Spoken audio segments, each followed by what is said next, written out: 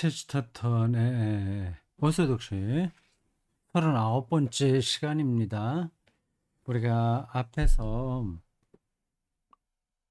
자살과 순교의 차이점에 대한 체스터턴의 설명을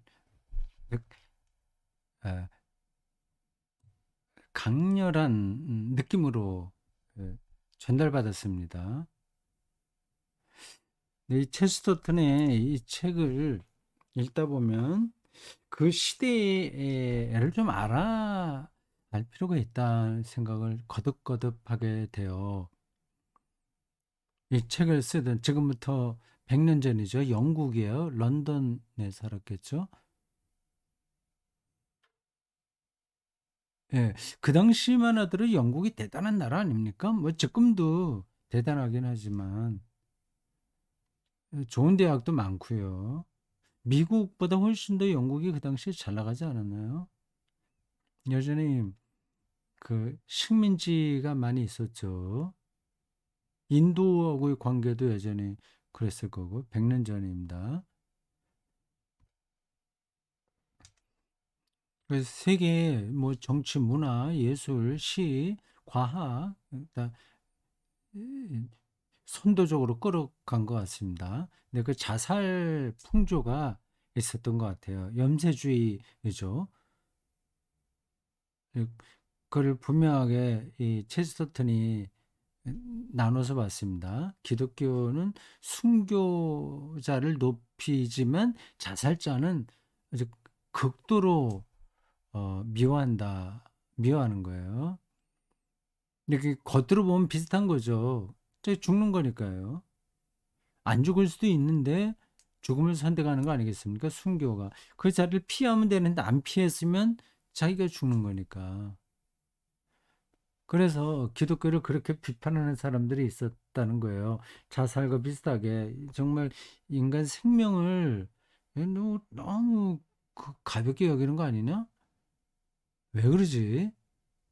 너무 너무 금욕적이고 좀 음울하다. 기독교를 그렇게 보는 것 같습니다. 왔던 것 같아요. 네, 그것에 대한 변호를 이제 시작합니다. 171쪽이에요. 그러나 기독교가 실제로 비관주의자를 어떻게 생각했는가 하는 것은 십자로의 선 말뚝을 보면 알 수 있다. 이게 뭐야? 십자로의 선 말뚝이라니. 십자가 이것이 기독교가 이 논의에 진입할 때 함께한 긴 수수께끼 열차의 첫째 칸이었다. 아직 감이 안 잡혀요. 그리고 이와 더불어 내가 모든 기독교의 사상에 특징적으로 언급해야 할 것이 있다. 순교와 자살에 대한 것은 이제 어떤 뜻인지 들어옵니다. 기독교의 태도는 오늘날의 도덕이 자주 주장하는 것과는 확실히 다르다는 것이다.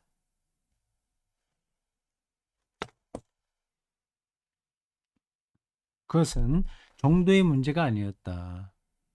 순교와 자살. 어딘가에 선을 그어놓고 기쁘게 자기를 죽이는 것은 선, 선 안에 속하고 선을 그어놓고 선 안에 속하고 슬프게 자기를 죽이는 것은 선 바깥에 속하는 그런 것이 아니었다. 물론 그렇죠. 기독교 정서는 자살을 순교가 지나쳐서 생긴 결과로 생각하지 않았다. 이 관점이 다른 겁니다. 기독교 정서는 열렬하게 하나를 지지했고 순교를 어느 한쪽에 모든 것을 거기에 걸고 있으니 자기마저 자기를 망각할 정도로 감으로써 벌어진 사태니까요. 맹렬하게 다른 하나를 반대했다. 자살을 반대한 거죠. 자살한 자는 천국에 못 간다는 표현도 어딘가에 있을 텐데 성경에도 나올까요? 기독교 뭐 문서 교부들의 문서에는 당연히 나오고요. 매우 닮아 보이는 이 두 가지는 천국과 지옥의 양 끝에 각각 위치하고 있다. 겉으로는 똑같이 자기 파멸인데 그냥 극으로 나뉘는 거예요. 한 사람은 자기의 생명을 내던졌다. 그는 몹시 선해서 그의 마른 뼈가 전염병에 걸린 도시를 치유할 수 있을 정도였다. 저건 어떤 역사적 인물에 대한 이야기인 것 같아요. 순교자가 있었는데 그로 인해서 그 마을에 역병이 깨끗해진 것 같습니다. 전설과 같은 이야기겠죠. 어떤 건지는 제가 기억은 못하겠습니다. 그 비슷한 이야기를 들은 적은 혹은 읽은 적은 있는 것 같아요. 다른 사람도 자기의 생명을 내던졌다 하지만 그는 너무나 약해서 그의 뼈가 자기 형제들을 오염시킬 수 있을 정도였다. 그렇죠. 자살자의 죽음은 그 부모나 친족들의 삶을 파괴하는 거죠.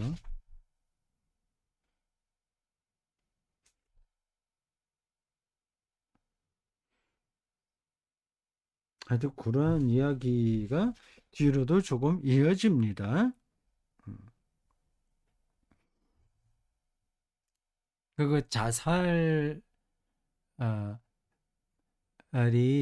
유행병처럼 좀 일어났던 것 같아요. 영국 사회에서. 어떤 영화에도 그런 게 있었던데, 이 뭐죠? 모방 자살이라고 하는 거 있지 않습니까? 어떤 위대한 시인이나 미술가가 아니면 철학자가 멋진 글이나 뭐 작품을 남겨놓고 나는 이러이러함으로 나는 이제 죽는다. 자살하면 뭐 청소년들 중에 상당한 수가 모방 자살을 했잖아요. 그건 역사적으로 분명한 사실입니다. 체스터턴이 살던 시대에도 그런 게 있어서 이제 지금 이 글을 쓰면서 그거를 끌어들인 것 같습니다. 정확하게는 모르겠어요. 자, 그 다음에 중요한 게 나옵니다.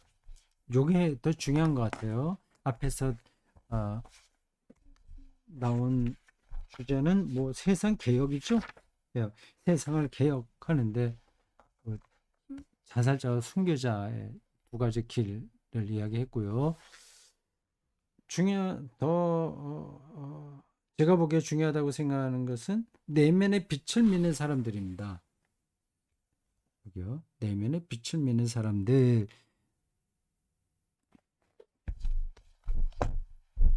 캐스터턴은 어떤 이야기를 할 것 같습니까?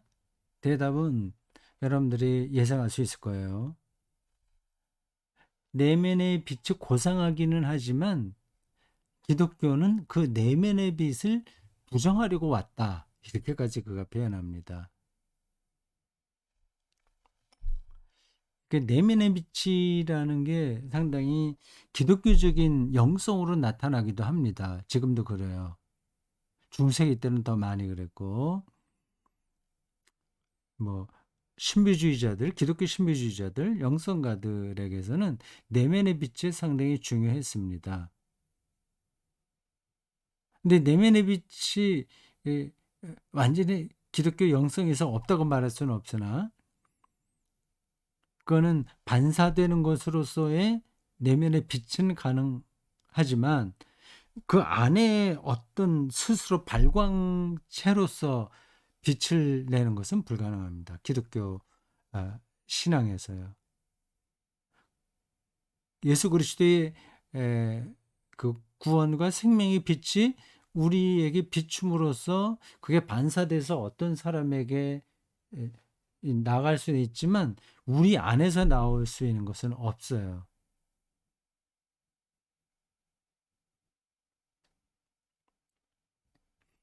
이게 기독교적인 내면의 빛은 그런 점에서 제한적인 겁니다. 근데 그 말은 그렇게 하더라도 정말 자기 안에 내면의 빛이 그냥 고요하게 있는 것처럼 생각하는 기독교인들도 제법 있어요.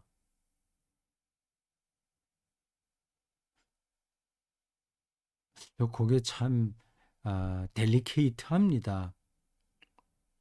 이 기도에 깊이로 들어간 사람들에게 이런 음, 어, 가능성이 좀 있습니다. 근데 기도를 자기 내면의 암시, 이게 자기에 대한 집중으로 갈 수 있는 거예요. 근데 그게 인간에게는 그 유혹입니다. 자기 중심에서 벗어나기 힘들거든요. 근데 기독교에서는 다른 쪽을 향하라고 합니다. 더 대상을 향하라고 그래요. 자기가 빛이 아니라 빛을 보라고 합니다.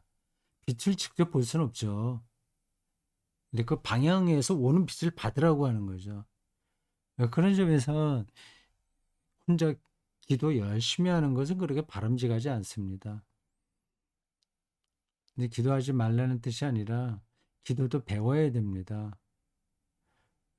그리고 그 기도는 늘 그 하나님 말씀 성경과 그것을 해석한 설교와 그리고 그 말씀으로 살아가는 사람들 믿음의 도반들과의 교제에서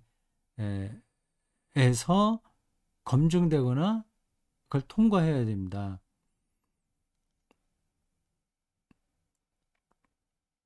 여기서 가장 중요한 건 제가 생각하기에는 신학입니다. 신학책. 그건 신앙적으로 깊이 들어간 사람들의 신앙 간증과 마찬가지예요. 신학책이라고 하는 것은 모든 신학책이라고 하는 이름을 붙였다고 해서 다 그런 건 아니고 그, 그 수준에 있는 신학책들은 다 그렇습니다.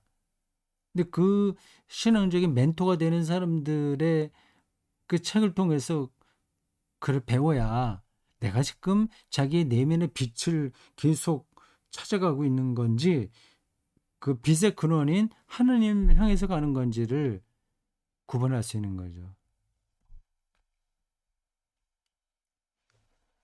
내면의 빛을 어, 믿는 사람들이라는 제목이 붙어 있는 대목이에요. 음,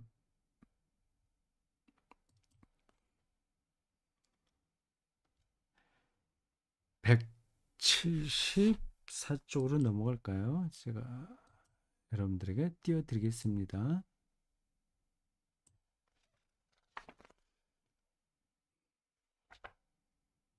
요 단락의 제목이 내면의 빛을 믿는 사람들입니다.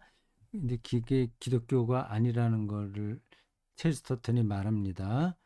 기독교의 특이성은 그것이 특이하다는 점이었다. 하지만 단순함과 성실함은 특이한 것이 아니고 온 인류가 추구하는 자명한 이상이다. 그건 그렇고 기독교는 오랜 얘기가 오간 뒤에 설파된 최후의 자명한 이치가 아니라 어떤 수수께끼에 대한 정답이었다. 불과 며칠 전에 나는 청교도풍의 훌륭한 주간 신문에서 다음과 같은 글을 읽었다. 기독교에서 도구마의 갑옷을 벗기면 마치 한 사람에게서 뼈와 갑옷을 벗기는 것처럼 그것은 기껏해야 퀘이커 교도가 말하는 내면의 빛의 교리에 불과한 것으로 판명될 것이라는 글이었다. 청교도 퓨리탄 좀 아시죠? 뭐 그 메이플라워를 타고 미국으로 가서 처음 어, 북미를 개척한 사람들이요. 물론 그 전에도 간 사람들은 많이 있었을 겁니다. 근데 요 사람들이 집단적으로 가서 거기에 이제 거주하면서 신세계를 열어가죠. 청교도 이야기입니다. 좀 금욕적이에요. 그 미국에 건너가서 하고 얘기 접겠습니다. 미국 교회가 어떻게 형성됐는지와 또 그게 우리 한국교회 어떻게 영향을 끼쳤는지에 대한 설명을 해볼까 하다가 그냥 두겠습니다. 퀘이커 교도 아시죠? 퀘이커, quiet, 조용함, 뭐 그 단어에서 온 것 같습니다.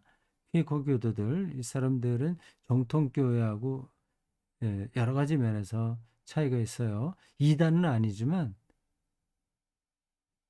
좀 그런 아, 느낌이 좀 강합니다. 뭐 무교회주의가 여기서 나왔고요. 근데 사람들은 훌륭해요. 내면에 비칠 자들은 중요하게 생각할 겁니다. 그래서 예배도 형식이 없어요. 그냥 모여 앉아서 그 성령이 이끄는 대로 누가 일어나서 기도하고 말씀 읽고 뭐 하는 거 해요. 내면의 빛의 교회, inner light, 교회에 불과한 것을 판명될 것이는 그리였다. 이게 체스터들이 볼 때는 참 망상이죠. 잘못된 거죠. 내가 만일 기독교가 세상에 들어오는 것은 특히 내면의 빛의 교리를 파괴함이었다고 말한다면 그건 좀 과장된 말일 것이다. 하지만 진실에 아주 가까운 말이리라. 네. 과감하게 이야기합니다. 내면의 빛. 보통 이제 일반적으로 한국 기독교인들이 뭐 성령의 조명 얘기하잖아요. 그건 맞는 이야기인데 자칫하면 이제 저렇게 내면의 빛 교리로 떨어질 수 있어요.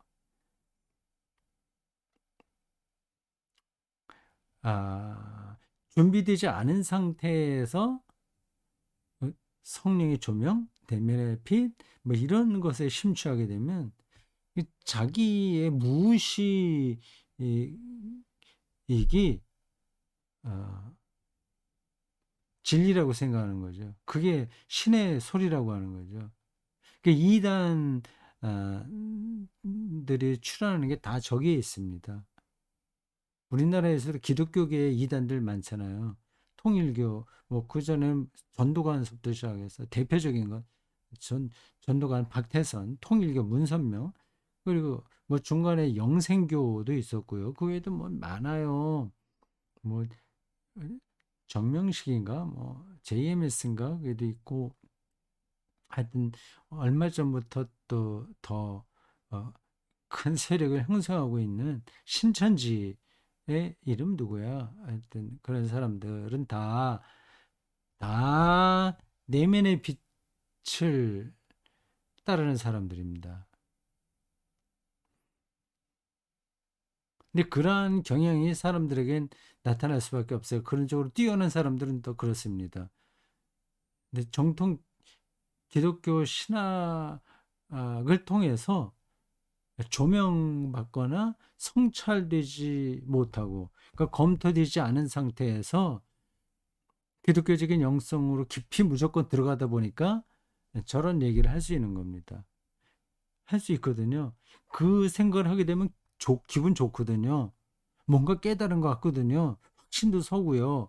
그런 관점으로 보면 모든 문제들이 또 해결될 것 같고요. 그런 확신을 가진 사람들의 목소리가 또 대중성을 얻게 됩니다. 그 대중들을 선동하는 사람들은 다 저런 내면의 빛이 있어요. 좋은 뜻으로나 나쁜 뜻으로나 그렇다는 겁니다. 그 내면의 소리를 들으니까 얼마나 확신에 차겠어요. 그 확신에 있는 소리는 사실 말도 안 돼도 사람들에게 호소력은 있습니다.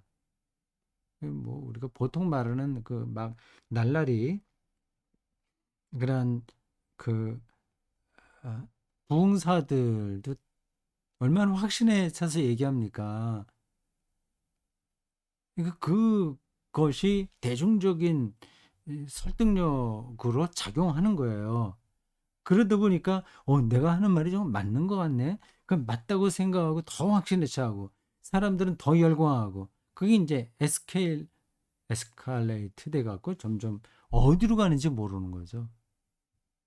정통 기독교 안에도 그러한 흔적들이 없지 않아 있습니다.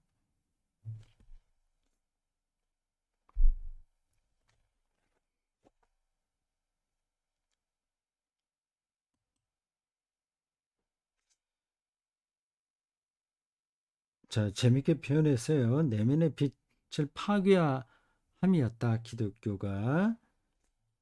그 얘기입니다. 다음에 175쪽으로 가면 되겠습니다.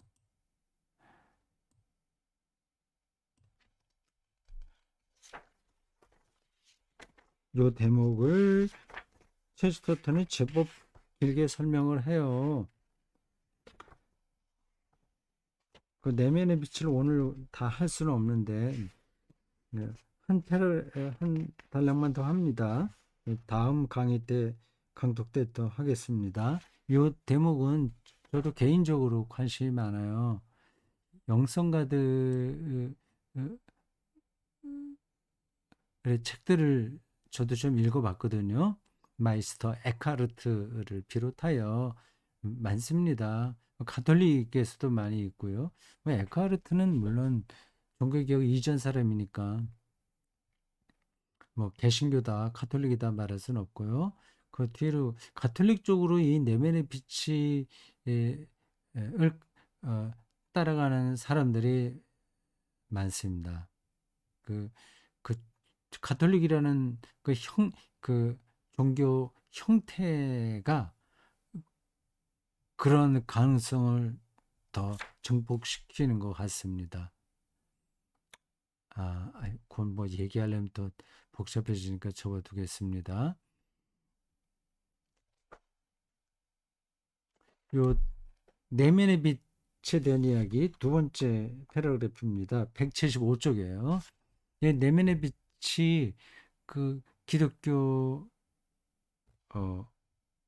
이전에도 고상하게 많이 나타났다. 내면의 빛은 정말 고상한 겁니다. 예, 그건 신비적인 깨달음 같은 것들을 포괄하니까 아주 멋져요. 마르쿠스 아우렐리우스야말로 이 사람이 언제 사람인지 모르겠지만 로마의 시인 아닐까요? 아니, 제가 참 이런 사람까지 제가 정확하게 딱 말할 수 없는 걸 보면 제 머리가 좀 둔한 것 같습니다. 즉 그렇게 유명한 사람, 정말 유명한 사람이거든요. 저도 뭐 저 사람 이름은 많이 들었고 책 읽다가 그런데 이 사람이 과연 어느 시대 누구냐 이런 얘기들을 이렇게 즉석에서 하지 못하네요. 인터넷 사전 잠깐 보겠습니다. 마르쿠스 아우렐리우스 마르 쿠스 음 아우렐 뉴스 찾았습니다. 음,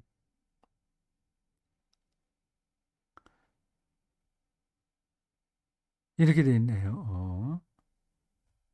121년 4월 26일에 태어나서 180년 3월 17일에 죽었다고 하네요. 그 초기 그리스도교가 막 자리를 잡아서 이제 어느 정도 체계를 갖추어 가던 시기네요. 2세기 로마 어, 황제입니다. 난 시인쯤 되는 거 했더니 시인이자 황제 아닐까요?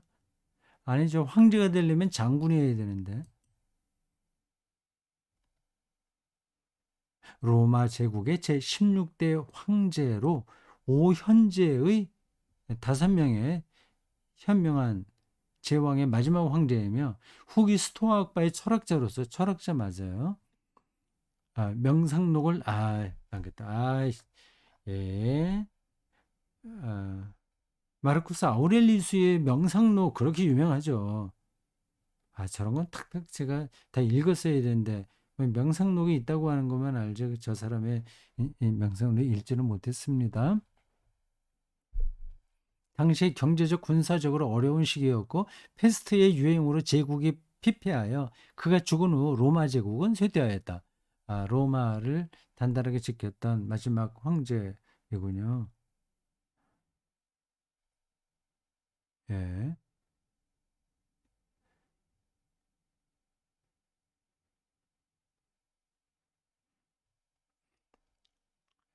뒤에 조금 더 그 사람에 대한 설명이 인터넷 사진에 나오는데 들어가겠습니다. 들어가고 저 사람이 스토아 철학만 했나요? 장군은 아닌가?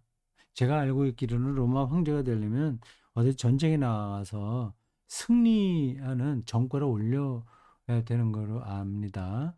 근데 그 뭐 그렇지 않더라도 그런 정도로 다른 부분에서 존경을 받을 수 있는 사람이라면 혹은 존경이라는 표현보다도 그 제국을 통합해낼 수 있는 인물이라면 황제가 될 수 있겠죠.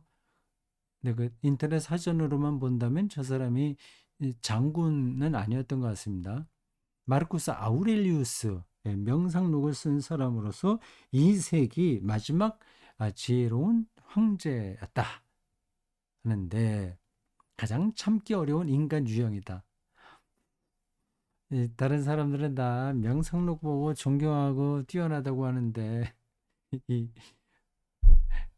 이 테스타트는 참기 어려운 유형이다 그렇게 얘기하네요. 위선자라는 표현 같아요. 그는 일종의 이타적 이기주의자다. 이타적인 이기주의자란 열정을 품을 만한 구실 없이 자만심을 품은 사람을 일컫는다.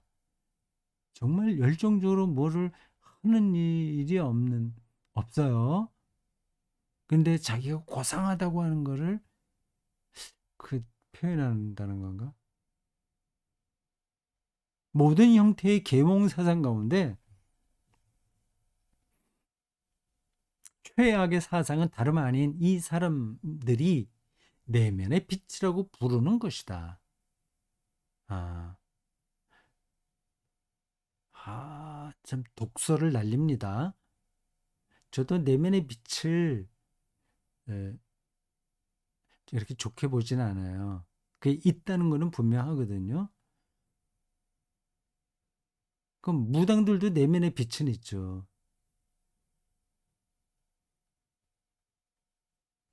모든 끔찍한 종교 가운데 가장 끔찍한 종교는 내면의 신을 숭배하는 종교다. 이런 사람을 아는 자는 누구나 그것이 어떻게 작동하는지를 안다. 고등사상센터, 하이어 소우드 센터. 그 뭐 그런 거 비슷한 건 우리나라에도 제법 있죠. 그 뭐라고 그래요? 단전호흡도 유사한 겁니다. 근데 정신 집중하는 거 뭐 이런 거요. 그 영국에 저런 게 유행했었나 봅니다. 하이어 소우드 센터에서 온 사람을 아는 자라면 그것이 어떻게 작동하는지를 알 것이다. 존스가 존스가 누구예요? 고등사상센터를 설립한 사람일까요? 그가 자기 내면의 신을 숭배할 것이라는 말은 결국 존스를 숭배할 것이라는 뜻이다. 자기 숭배죠. 내면의 빛에 몰입하는 거요. 일종의 나르시시즘이라고도 할 수 있습니다. 근데 굉장히 이게 고상한 겁니다. 뭐 다른 사람한테 해도 안 줘요. 뭐 경쟁하려고 애도 안 써요. 약간 불교도 저런 음, 경향이 있습니다. 이 자기 불성이 자기 안에 있다고 얘기하잖아요. 기독교적으로는 그게 맞지 않습니다. 우리 안에 신이 있는 게 아니에요. 신이 우리를 통치할 뿐이죠. 존스로 하여금 내면의 빛 대신에 해나 달 등 다른 무엇이든지 예배하게 하라. 그게 오히려 낫다는 겁니다. 자기를 숭배하지 말고 달이나 해를 숭배하는 게 낫지. 오히려 이거요. 존스로 하여금 내면에 있는 신이 아니라 길거리에서 만나는 고양이든지 악어를 숭배하게 하라. 그게 낫다는 겁니다.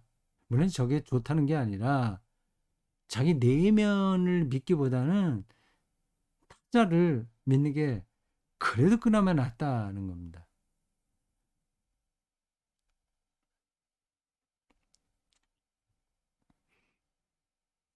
어떻게 생각하십니까? 난 옳다고 생각합니다. 표현이 좀 과격하긴 해요. 근데 예, 전곡을 뚫고 있습니다. 현대인들도 자기 내면의 빛을 좋아합니다. 그거는 늘 그랬습니다, 인간은. 뭐, 그래도 그게 뭐, 다른 사람한테 해를 끼치지 않고 또 고상해 보이고, 거기서 만족하고, 그렇게 하면 좋지 않냐, 이런 말할 수 있어요. 근데 그렇지 않으니까 저 사람이 체스터턴이 이렇게 비판하는 겁니다. 그 자체가 맞지 않을 뿐만 아니라, 그게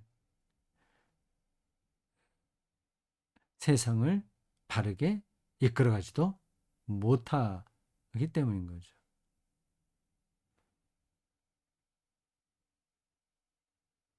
자, 과연 그러지 안 그러지 그걸 논쟁하려면 또 좀 길 겁니다.